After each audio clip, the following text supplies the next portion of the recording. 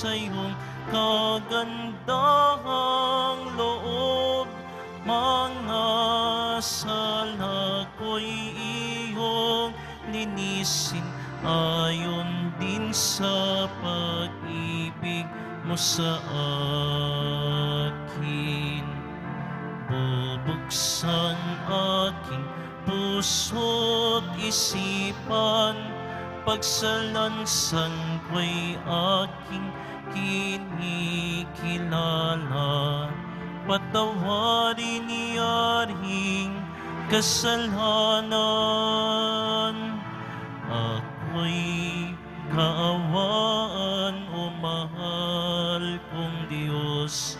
Sang-ayon sa iyong kagandahang loob, mga sala ko'y iyong linisin, ayon din sa pag-ibig mo sa akin. Simulan natin ang ating pagdiriwang sa ngalan ng Ama at ng Anak at ng Espiritu Santo. Amen. Ang pagpapala ng ating Panginoong Hesukristo, ang pag-ibig ng Diyos Ama, at ang pakikipagkaisa ng Espiritu Santo naway sumainyong lahat. At sumayo rin. Mga kapatid, tinipon tayo bilang kaanib ng angka ng Diyos.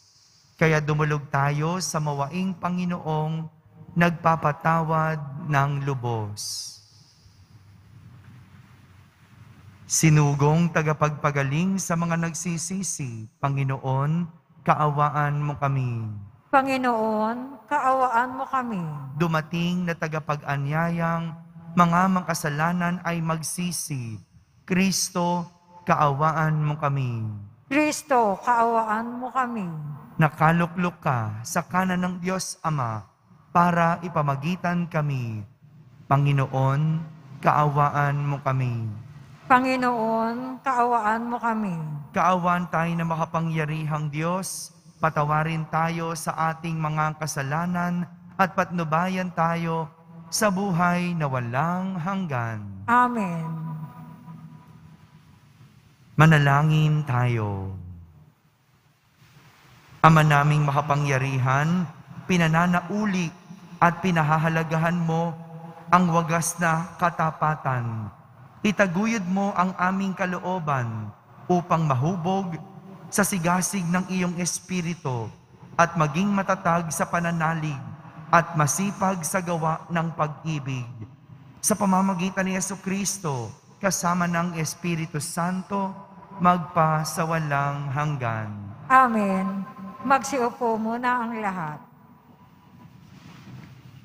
Pagbasa mula sa aklat ni Propeta Jeremias.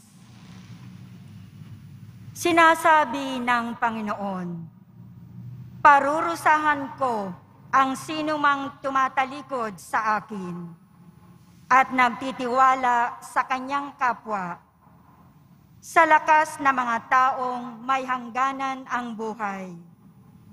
Ang katulad niya'y halamang tumubo sa ilang, sa lupang tigang at sa lupang maalat na walang ibang tumutubo. Walang mabuting mangyayari sa kanya. Ngunit maligaya ang taong nananalig sa Panginoon. Pagpapalain ang umaasa sa kanya. Ang katulad niya'y halamang nakatanim sa tabi ng batisan. Ang mga ugat ay patungo sa tubig. Hindi ito manganganib kahit dumating ang tag-init, sapagat mamamalaging luntian ang mga dahon nito. Kahit dis umulan, ay wala itong aalalahanin. Patuloy pa rin itong mamumunga. Sino ang nakauunawa sa puso ng tao? Ito'y mandaraya at walang katulad. Wala ng lunas ang kanyang kabulukan. Akong Panginoon ang sumisiyasat sa isip at sumusubok sa puso ng mga tao. Ginagantihan ko ang bawat isa ayon sa kanyang pamumuhay at gagantimpalaan ayon sa kanyang ginagawa. Ang salita ng Diyos. Salamat sa Diyos. Mapalad ang umaasa sa Panginoon tuwina. Mapalad ang umaasa sa Panginoon tuwina. Mapalad ang taong hindi naaakit niyong masasama upang sundan niya ang kanilang payot, maling halimbawa. Hindi sumasama sa sinumang taong ang laging adhikay, pagtawanan lamang at hamak-hamakin ang Diyos na dakila. Nagagalak siyang laging magsaliksik ng banal na aral. Ang utos ng puon, siyang binubulay sa gabi at araw. Mapalad ang umaasa sa Panginoon tuwina. Ang katulad niya ay isang punong kahoy sa tabing batisan. Sariwa ang dahot, laging namumunga sa kapanahunan. Ang sinumang gawin ay nakatitiyak na magtatagumpay. Mapalad ang umaasa sa Panginoon tuwina. Ngunit ibang-iba ang masamang tao, ipa ang kawangis. Siya'y natatangay at naipapadpad kung hangi umihip. Sa taong matuwid ay Panginoon ang siyang mag-iingat, ngunit kailanman ang mga masama ay mapapahamak. Mapalad ang umaasa sa Panginoon tuwina. Magsitayo po ang lahat.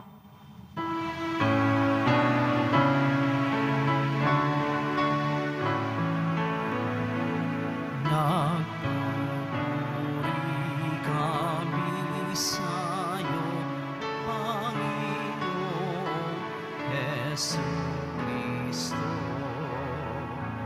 Nagpupuri kami sa'yo, Panginoong Jesucristo. Mapalad ang nag-iingat sa kanyang pusong matapat ng salitang nagbubuhat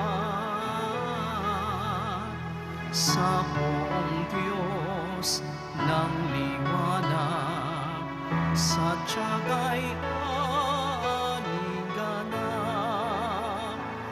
Nagpupuri kami sa'yo, Panginoong Jesucristo. Sumainyo ang Panginoon. At sumayo rin. Ang mabuting balita ng Panginoon ayon kay San Lucas. Papuri sa iyo, Panginoon.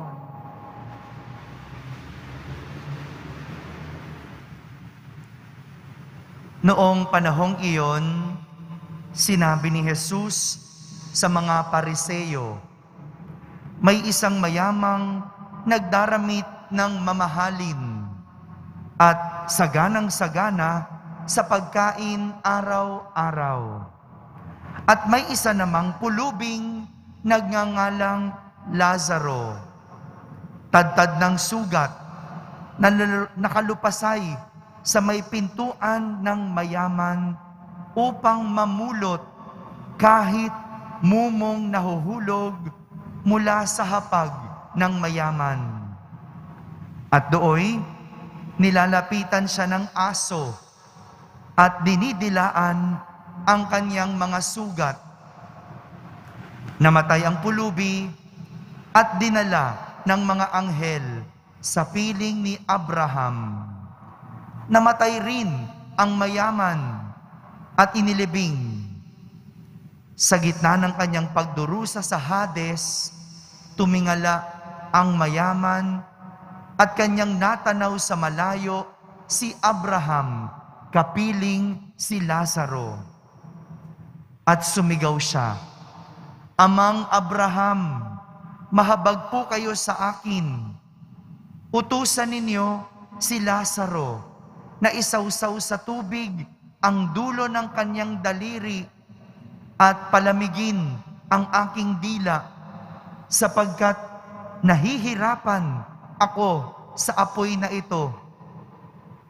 Ngunit sinabi sa kanya ni Abraham, Anak, alalahanin mong nagpasasa ka sa buhay sa ibabaw ng lupa, at si Lazaro ay nagtiis ng kahirapan. Ngunit ngayoy inaaliw siya rito, samantalang ikaw namay nagdurusa. Higit sa lahat, inilagay sa pagitan natin ang isang malaking bangin upang ang mga narini ay hindi makakaparian at ang mga nariyan ay hindi makakapakarini. At sinabi ng mayaman, kung gayon po, Amang Abraham, ipinamanhik ko sa inyo na papuntahin si Lazaro sa bahay ng aking ama, sapagkat ako'y may 5 kapatid na lalaki. Paparoonin nga ninyo siya upang balaan sila at nang hindi sila humantong sa dakong ito ng pagdurusa. Ngunit sinabi sa kanya ni Abraham, nasa kanila ang mga sinulat ni Moises at ng mga propeta. Pakinggan nila ang mga iyon. Hindi po sapat ang mga iyon, tugon niya. Ngunit kung pumunta sa kanila ang isang patay na muling nabuhay, tatalikdan nila ang kanilang mga kasalanan.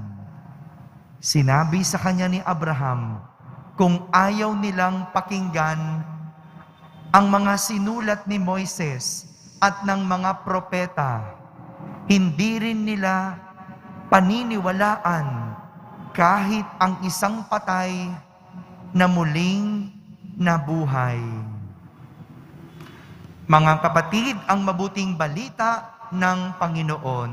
Pinupuri ka namin, Panginoong Hesukristo. Magsiupo muna tayong lahat. Isang magandang araw po sa inyong lahat. Kwento ng mayamang lalaki at ng isang pulubi na nagngangalang Lazaro ang ating narinig sa Ebanghelyo. Mayamang lalaki at isang pulubi na nagngangalang Lazaro. Inilarawan ang buhay ng mayamang lalaki bilang saganang-sagana. Sa sobrang sagana, nagkakandahulog ang pagkain sa hapag. Imagine niyo, no? Ganong kadaming pagkain yun para magkandahulog, magkandatapon ang pagkain sa ibabaw ng mesa. Siguro, no? Hindi magkasya. Punong-puno yung mesa. Apaw na apaw. Na siya namang pinupulot nitong si Lazaro. Pinupulot yung mga nahuhulog, yung mga sumusobra, yung mga nasasayang. Ganito naman, inilarawan ang buhay ni Lazaro. Salat at tadtad ng sugat. Hindi lang hirap sa buhay, kundi naghihirap dahil sa sakit. Nang parehas silang mamatay, ang mayaman ay napunta sa impyerno at nagdusa sa apoy. Samantalang si Lazaro, kapiling ng mga anghel at ni Abraham sa langit. Mga kapatid, hindi po ito usapin ng estado sa buhay, na porket mayaman sa impyerno at mahirap sa langit. Hindi po ito tungkol sa estado ng buhay, kundi ito ay isang aral tungkol sa uri ng pamumuhay. Hindi sa estado ng buhay, kundi sa uri ng pamumuhay. Pamumuhay, ibig sabihin, paraan ng paggugol sa buhay. Ito yung nagpapakita kung ano ang ginagawa natin sa ating buhay. Sa makatuwid, mga paraan natin sa buhay. Kung babalikan natin ang buhay ng mayamang lalaki, sa kabila ng kanyang kasaganaan, sarili lang niya ang kanyang tinignan. Sa sobrang sagana, imbes na nagbahagi, mas marami pa ang nasayang sa halip na naibigay sa mga nangangailangan. Araw-araw, tayo ay nahaharap sa pagsubok sa uri ng ating pamumuhay. Hindi po masama ang maging mayaman. Hindi masama ang maging sagana o maghangad ng kasaganaan. Material man ito o talento, kahit na talino, basta ginagamit ito ng husto sa pakikipagkapwa-tao, sigurado maliligtas tayo. Ang kasaganaan, hindi lang sa material nakikita. Pwedeng sagana ka sa lakas, sagana ka sa talino, sagana ka sa oras. Wala ka namang ginagawa. Ang dami mong oras. Paano mo ginagamit ang kasaganaan mo sa oras? Paano mo ginagamit ang kasaganaan mo sa talino? Marami matalino, pero ginamit sa panloloko. Paano mo ginagamit ang kasaganaan mo sa ganda? 'Di ba? Meron yung sobrang ganda, pero paano ginamit? Anong uri ng pamumuhay ang ginamit sa kanyang kasaganaan sa ganda? Kaya, hindi lang po ito usapin ng salapi o ng material na kasaganaan. Ito ay tungkol sa kasaganaan ng ating buhay. Dito tayo titignan anong uri ng pamumuhay. Sigurado na kapag ginamit natin ng husto ang ating kasaganaan, lalo na sa pakikipagkapwa-tao, maliligtas tayo. Sigurado yan.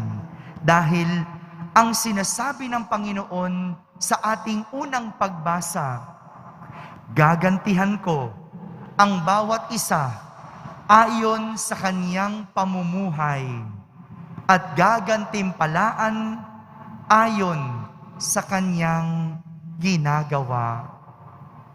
Mga kapatid, ito po ang basehan ng ating kaligtasan.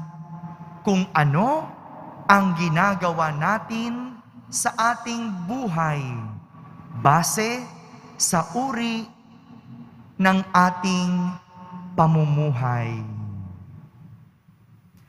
Amen. Magsitayo na po ang lahat. Minamahal kong mga kapatid, habang inaalala natin ang mga pangangailangan ng mga dukha, lumapit tayo sa ating Diyos na nagbabahagi ng kanyang kayamanan sa pagsusugo ng kanyang anak sa mundo.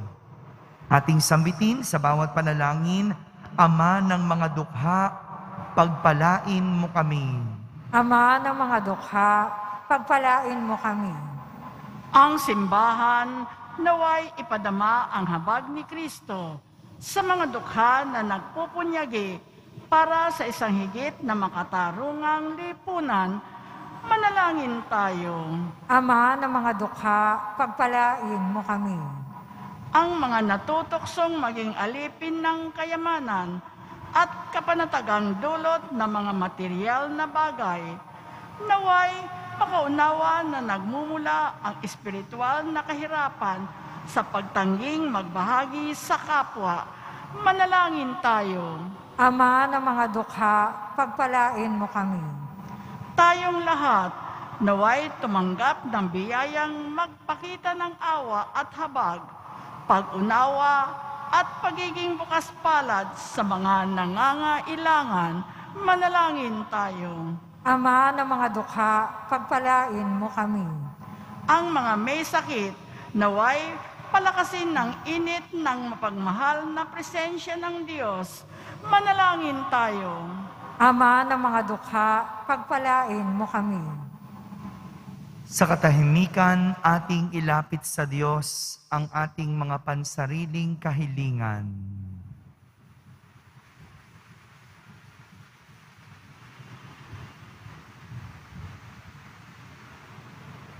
Manalangin tayo. Ama ng mga dukha, pagpalain mo kami. Ama naming nasa langit, sa iyong pag-ibig at habag, puspusin mo kami ng iyong nag-uumapaw na kabutihang loob. Idinadalangin namin ito sa pamamagitan ni Kristo na aming Panginoon. Amen. Magsiupo muna po ang lahat.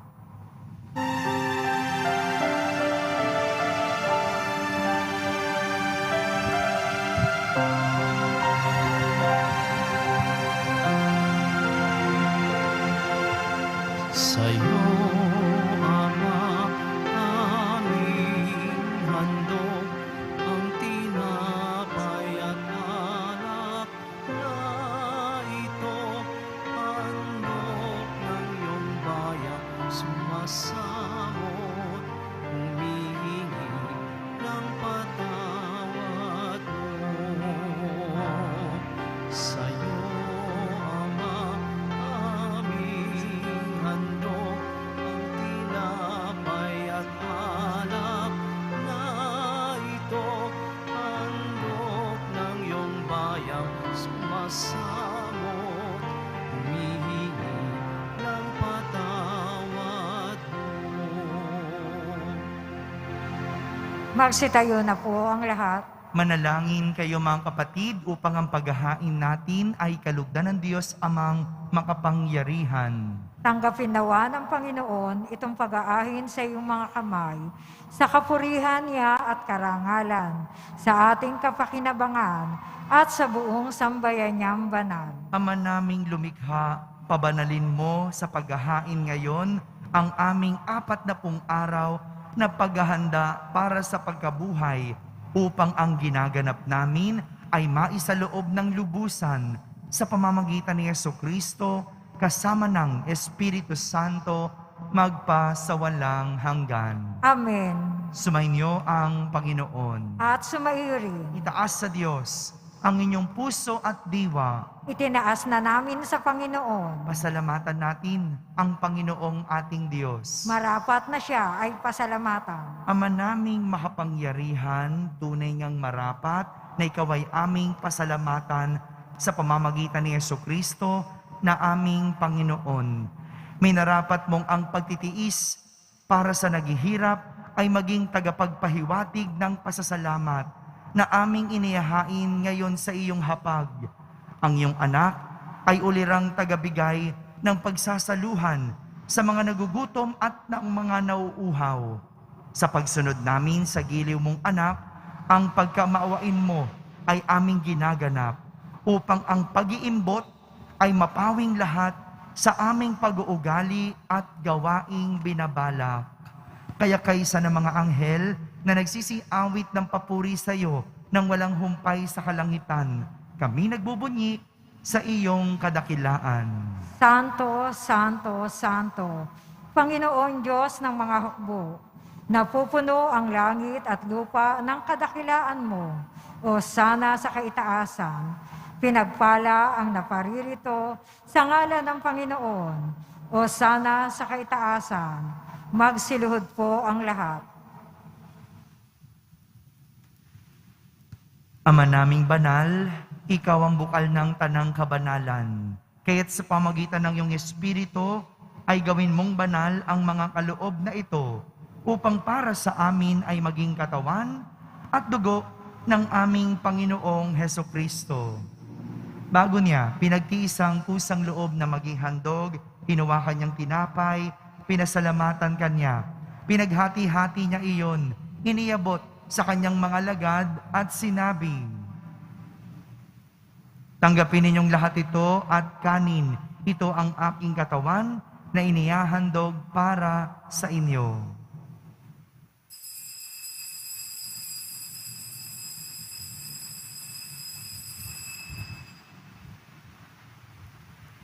Gayon din naman, nung matapos ang hapunan, hinawakan niyang kalis, muli kanyang pinasalamatan, iniabot niyang kalis sa kanyang mga lagad at sinabi, "Tanggapin ninyong lahat ito at inumin. Ito ang kalis ng aking dugo, ng bago at walang hanggang tipan. Ang aking dugo na ibubuhos para sa inyo at para sa lahat, sa ikapagpapatawad ng mga kasalanan. Gawin ninyo ito sa pag-alaala sa akin."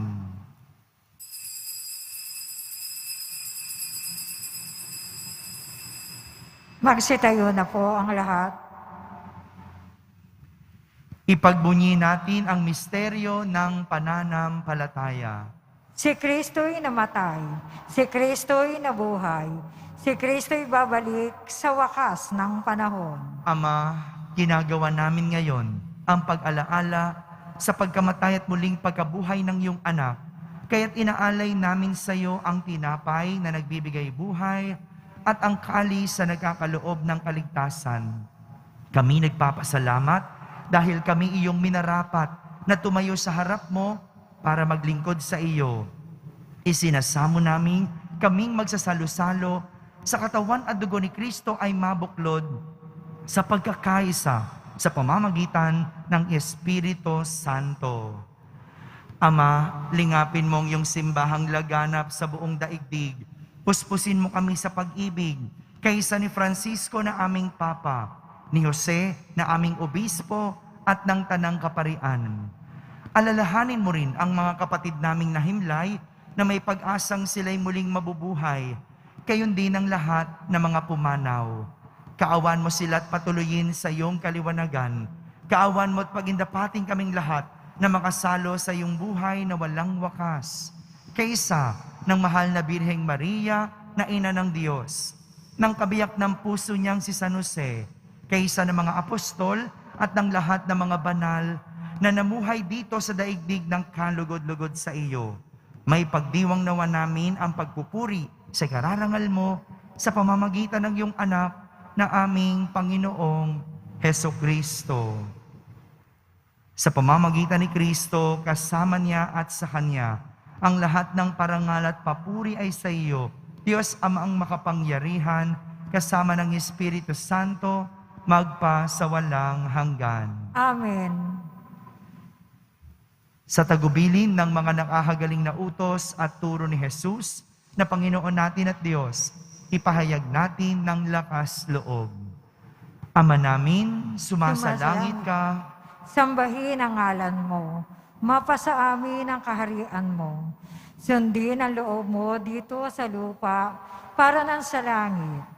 Bigyan mo kami ngayon ng aming kakanin sa araw-araw at patawarin mo kami sa aming mga sala para nang pagpapatawad namin sa nagkakasala sa amin.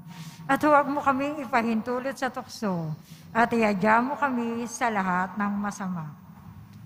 hinihiling namin kami iadya sa lahat ng masama, pagkalooban ng kapayapaan araw-araw, iligtas sa kasalanan at ilayo sa lahat ng kapahamakan.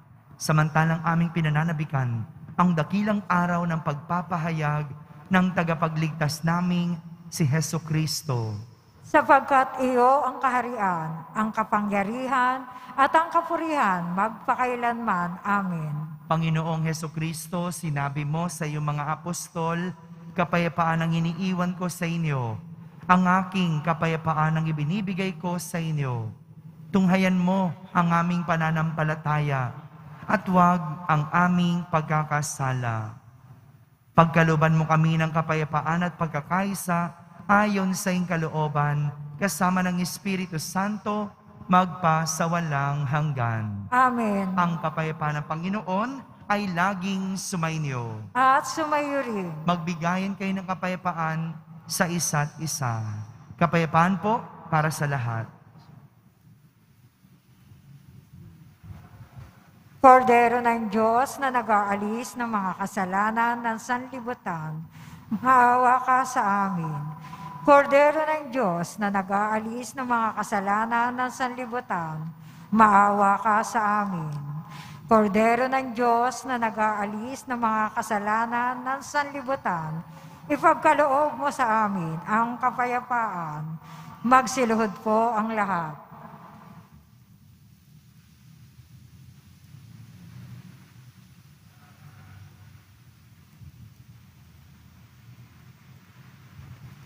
Ito ang kordero ng Diyos.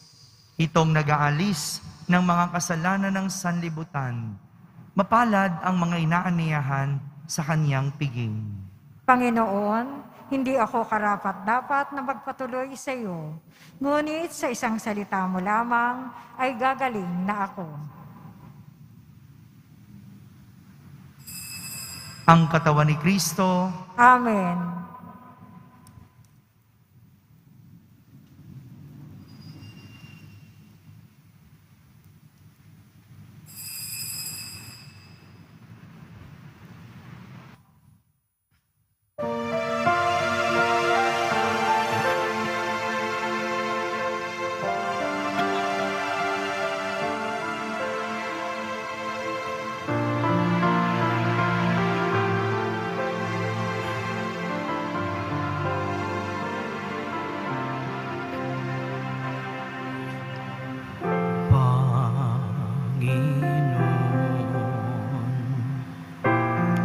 Turuan mo ako maging bukas palad.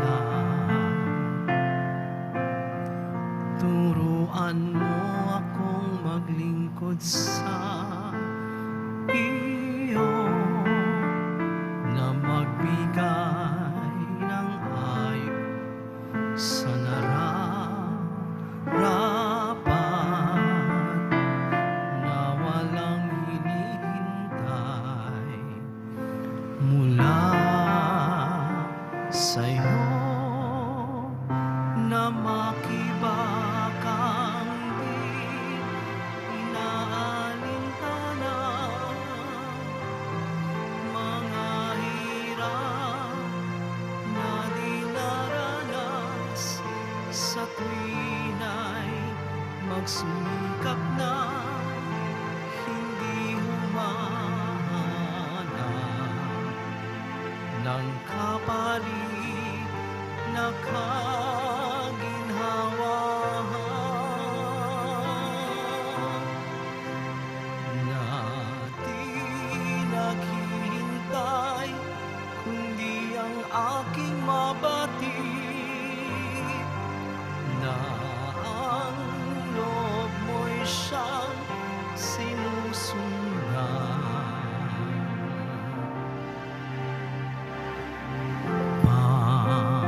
Panginoon, turuan mo akong maging bukas palad. Turuan mo akong maglingkod sa iyo, na magbigay ng ayo sa nararapat, na walang hinihintay mula sa'yo.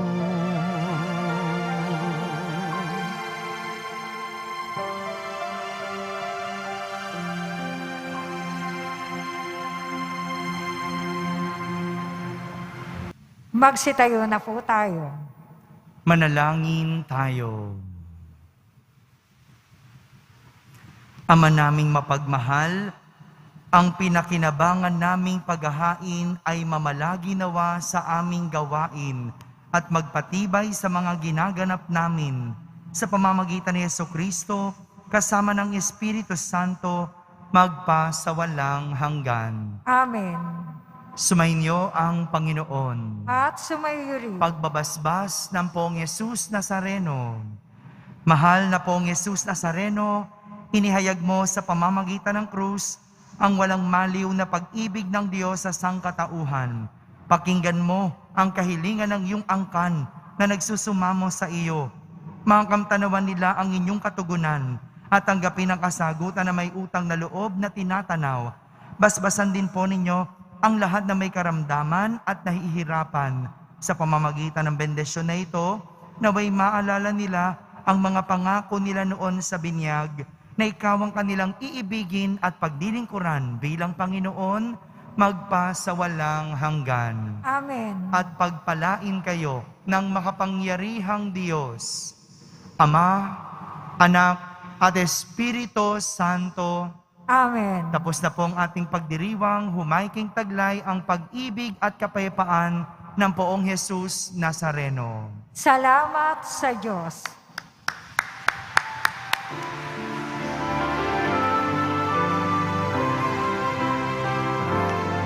Nuestro Padre Jesús Nazareno, sinasamba